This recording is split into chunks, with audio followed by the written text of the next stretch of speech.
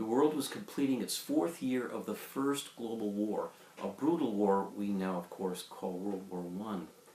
However, just as the war was almost over, nature slammed humanity with yet another insult. But this was not just any event. It was the Great Pandemic of 1918 that would become the worst natural disaster in human history. In a relatively short period of time, up to 100 million people died horrible deaths.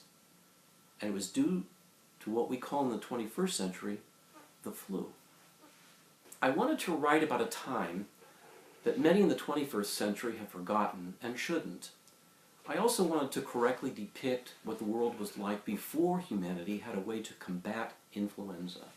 I decided that a historical novel would be the best way for a reader to get into the mind of an early 20th century physician.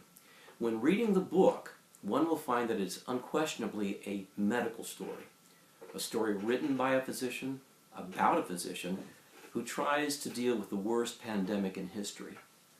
But also, it's a story about hope, dedication, and love.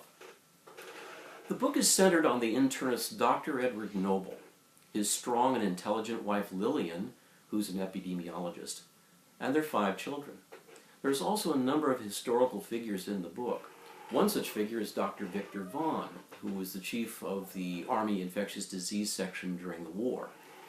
Everyone in the story struggles to understand an infectious enemy they can't see, while trying to save as many souls as possible from its effects. Dr. Noble himself is the kind of physician all of us want to be, a smart, skilled, extremely capable doctor who is also caring and compassionate. There were 2 major challenges I encountered when writing 1918. First, I had to ensure that the history was correct and the medical details were accurate for the time. Second, I needed a literary approach that would tie together a story that takes place around the entire world. This literary vehicle had to embrace the medical, military, political, and emotional issues of 1918 within a global historical context. It's very gratifying that a number of reviewers have found that I've been successful in that challenge.